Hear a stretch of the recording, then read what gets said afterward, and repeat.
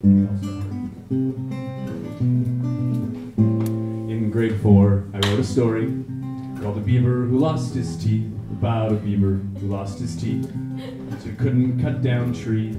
Then one day in the woods, he was shot at by a hunter. In surprise, the beaver jumped up and hit the tree with his tail, and the tree fell on the hunter. So the beaver saw that he could cut down trees with his tail, so the problem was resolved. This isn't realistic. In real life, some obstacles prove taxing, and if you're a beaver without teeth, you're probably screwed. You certainly couldn't cut down trees by chopping at them with your tail. It's a tail, not a chainsaw. Did I write this story on drugs? No, I was 9. Kids have a lot in common with people on drugs. Like how they laugh and stare off into space. And you're like, kid, are you stoned? Why are you so happy? Are you giggling at the dumpster or awing at the floor? Kid, are you there?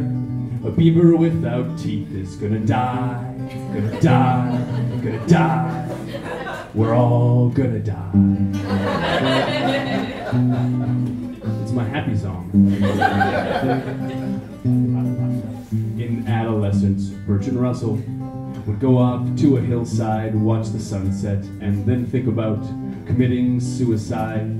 But he didn't kill himself, and the reason that he gave was, and I quote, "I wish to learn more mathematics," which is lame. There's more to life than mathematics, like sex and drugs and rock and roll, or just hanging out with your mom.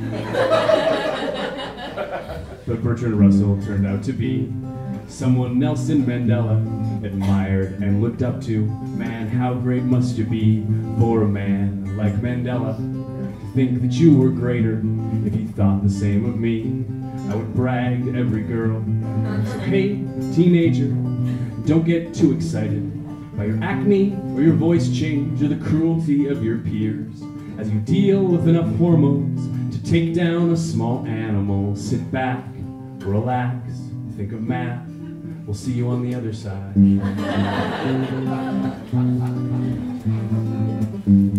Parents with teenagers love that line. They're like, yes.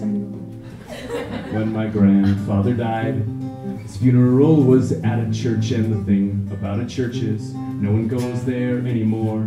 And if nobody goes, how will we socialize with elders? Because there are so few forums for the young and old alike. And if the young and the old aren't in communication, who will talk about the future with a reference to the past? And who will talk about the past with a view towards the future? And if I did not know my grandfather, what will I live without? I can best recall one thing.